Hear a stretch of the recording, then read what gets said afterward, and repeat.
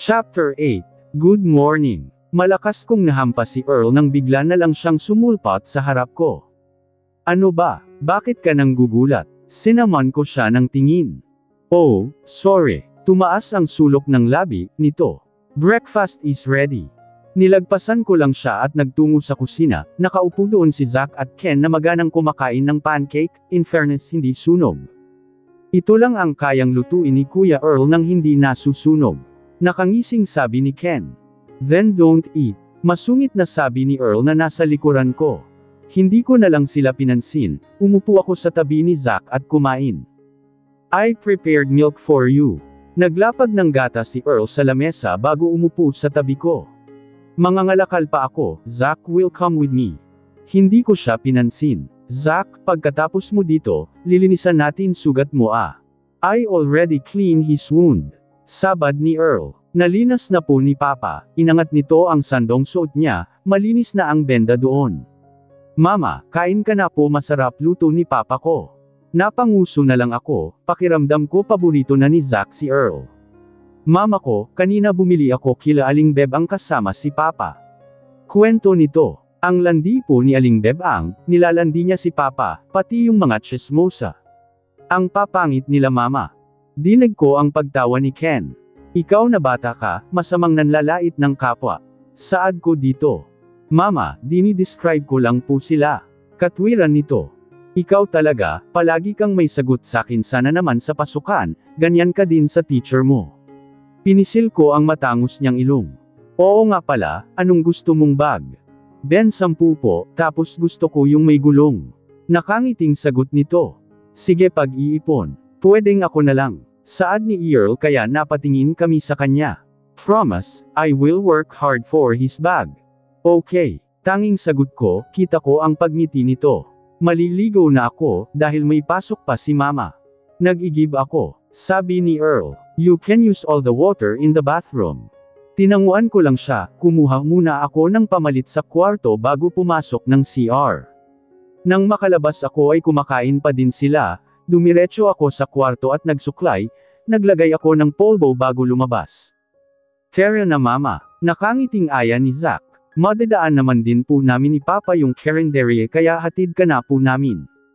Sige, nilangon ko si Ken. Subukan mong magdala ng babae dito, sasakalin kita. Tinawanan lang ako nito, inirapan ko muna siya bago lumabas. Mama, hintay mo kami. Hinawakan ni Zack ang kamay gamit ang isang kamay, samantalang yung isang kamay niya ay nakahawak kay Earl. Dati si Mama lang hawak ko, ngayon kasama na namin si Papa. Nakangiti si Zack habang naglalakad, napangiti na lang din ako. Halos lahat ng kapitbahay namin ay nakatingin sa amin, si Earl poker face lang, pero hindi nakatakas sa paningin ko ang kislap sa mga mata niya. Guwapo ng Papa mo ah, sabi ni Nene kay Zack nang makasalubong namin siya. Siyempre naman, mayabang na sagot ni Zack. Pangit kasi Papa nyo. Maganda naman Mama ko kesa sa mama mo. Sabi ni Boyet. Mas maganda Mama ko. Dinilaan siya ni Zack. Mama mo bungi, mabaho at chismosa. Maitim pa, Mama ko maputi na. Susumbong kita. Samahan pa kita. Tumigil ka na. Awat ko kay Zack kaya napanguso siya. Hindi mo dapat inaaway mga kaibigan mo.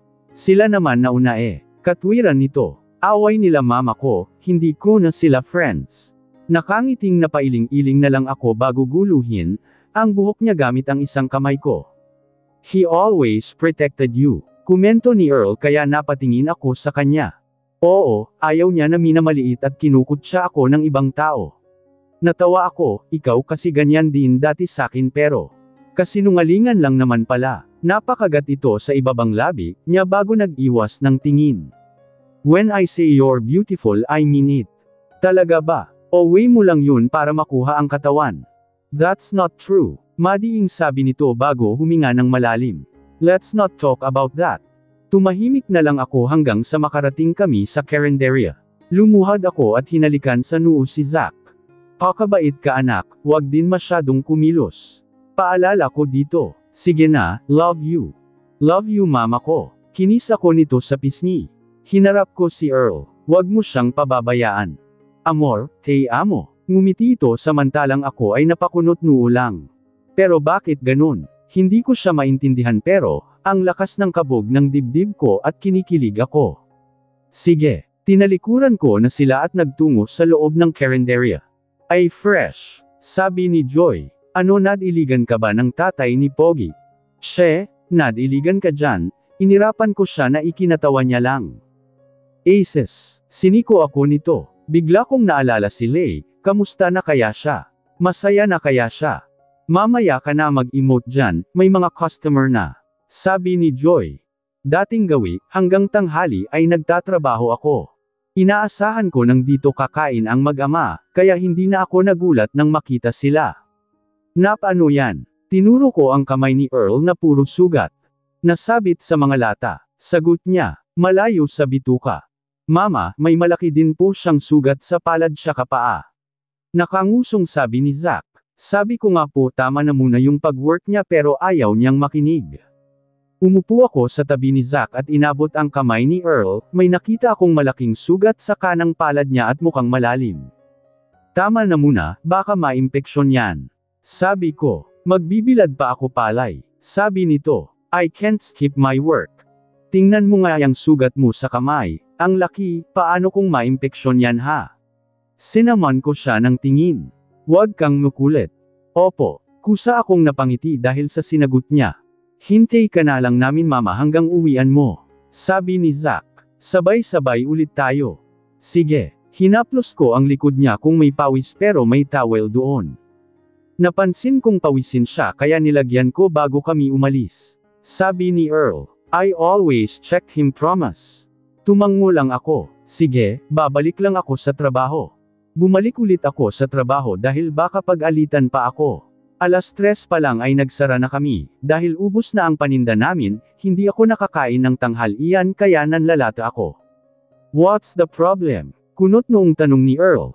Nagugutom ako. Sagot ko at umupo sa tabi ni Zack. You haven't eaten yet. Tumango ako. Why you didn't tell me? Bakit ka galit? Inirapan ko siya. Naubusan kami ng pagkain. Gago ang boss nyo. Nagulat ako sa pagsigaw nito. Hoy, bakit mo ako minumura? Galit na tanong ni Aling Becky. Negosyante ka ba talaga? Dapat priority mo muna ang mga tauhan mo kaysa sa mga customer. You must feed them at time. Galit na sabi dito ni Earl. You're so stupid old woman. Abat talagang. Dinuro siya ni Aling Becky. Sino ka ba ha? Ang kapal ng mukha mo ah. Gusto mo tanggalin ko sa trabaho yang asawa mo. You want me to close this karinderya? Agad kong hinawakan sa braso si Earl, tama na Earl.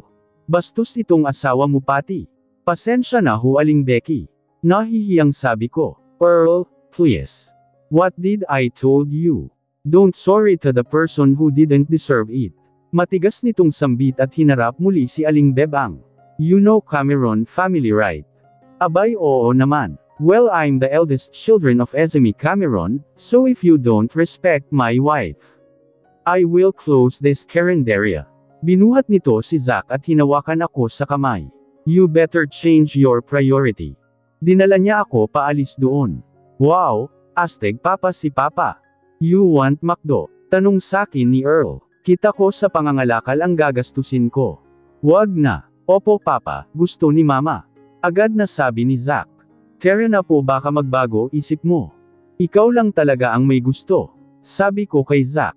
Pero sige, gutom na din naman ako.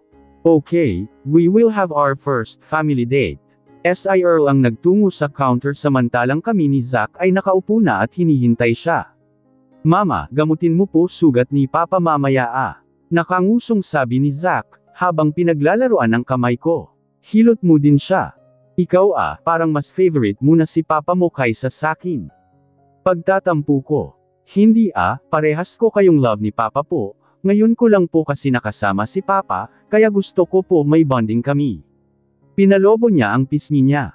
Huwag ka po galit ah. Naiintindihan ko Pogi. Nakonsensya tuloy ako. Sorry din kung ngayon mo lang nakilala si Papa mo ah. Alam mo naman na may naging problema kami. Opo, nisabi sakin ni Papa ko. Magsasalita pa sana ako pero hindi natuloy nang may naglapag ng pagkain sa table namin. Earl, ang dami naman nito. Gulat kong sabi. Umamin ka, gumamit ka din sa pera mo. Huminga ito ng malalim bago umupo. Okay fine, pera ko ang ginastos ko, pero promise ngayon lang ito. Tinabi ko ang pera ko na kinita para sa bag ni Zack. Please don't be mad. Okay, at least you're honest. Nangiti naman ito at namula ang tenga. Kinikilig ka. Balik poker face ito na ikinatawa ko lang. Wow, sarap nito papa. Masayang sabi ni Zack at hinalikan siya sa pisngi. Thank you papa, love you po. Kita ko ang pagbagsak ng luha ni Earl, kaya napaawang ang bibig ko, mabilis nitong pinahid yun at ngumiti sa anak. Thank you Zack for giving me a chance to be your father. Nakangiting sabi ni Earl. Okay po, ikain mo yan papa. English ka ng English. Ginulo lang ni Earl ang buhok nito bago maganang kumain. Kunwari pa akong nagreklamo pero naubos din namin yung pagkain. Solve. Hinimas pa ni Zack ang tiyan niya. Mas masarap talaga kapag libre. We can eat here anytime you want. Sabi ni Earl. Tumango lang si Zack, mukhang hindi naintindihan ang tatay niya. Tara na. Ay ako. Baka magreklamo na si Ken, hindi pa naman marunong magluto yun. I bought foods for him. Tinaas ni Earl ang isang plastic. Binuhat nito si Zack. Lumabas kami ng McDo at agad pumara ng tricycle. How much? Seryosong tanong ni Earl sa driver nang makbaba kami. 6 na puhu. Tugon nito. Nakakunot noong tumingin sakin si Earl at tumikim. How much the 6 na puhu? 60. Tugon ko. Tumango lang ito bago dumukot ng 3.20 sa bulsa niya, inabot niya ito sa driver. I smell bad. Dinig kong bulong nito. Bango ka po kaya, sabi ni Zack. Nakahawak ulit siya sa kamay namin ni Earl habang nakangiti. Nang makarating sa bahay ay nadatnan namin si Ken sa bahay na nanunood. Akala ko wala na kayong balak umuwi. Sa krusty kong sabi nito. Uy ano yan kuya, McDo. Inabot sa kanya ni Earl ang plastic na agad niyang kinuha. Eat. Wow, ulirang kapatid ka na. Thank you brother. Ngangising-ngising nagtungo ito sa kusina. I'll just take a bath. Sabi ni Earl. Want to join me Zack? Yes papa, palakihan tayo titi.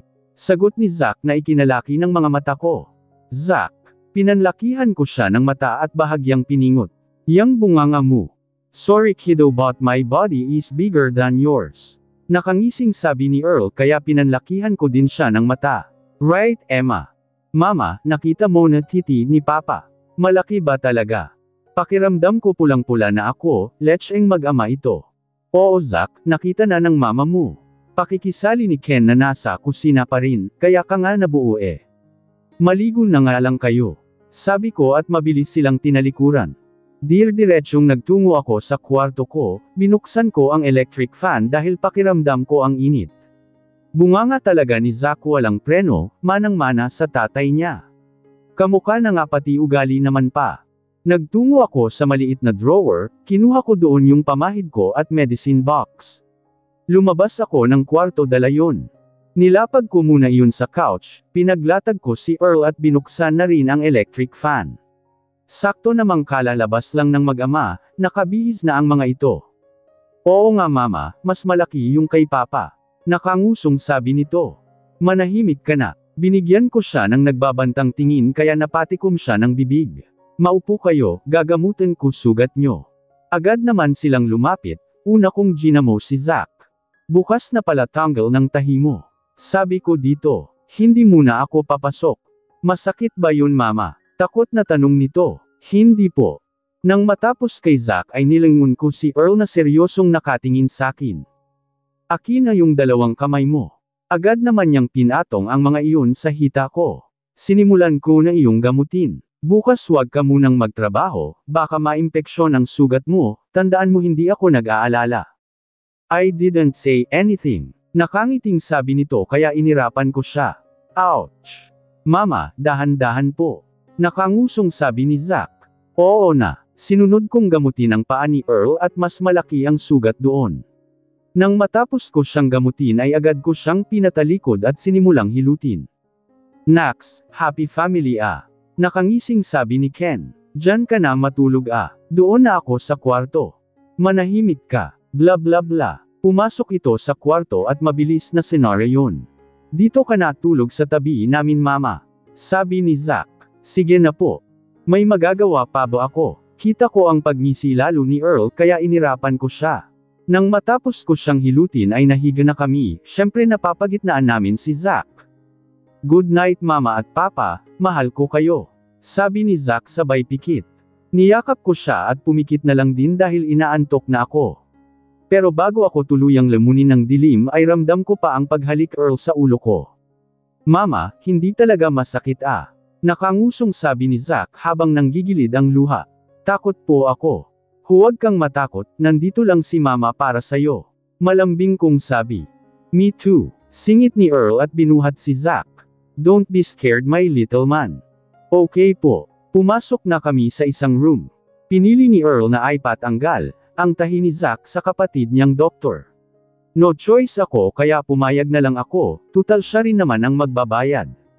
Is that him? Sumalubong sa amin ang isang magandang babae na nakangiti. He looks like you, Kuya Earl. Of course. Mayabang nang umisi si Earl kaya pa simple akong umirap. Higa nyo na siya doon. Tinuro nito ang isang hospital bed. I'll just get ready my things. Lumapit naman kami doon, hinaga ni Earl si Zack at tinaas ang suot nitong t-shirt. Mama, kumapit sa kamay ko si Zack. Huwag kang matakot anak, nandito lang si mama. Tumingin ako kay Earl at si papa. Okay. Umupo si doktora sa kabilang side ni Zack at tinanggal ang benda nito. Don't worry baby, hindi ito masakit.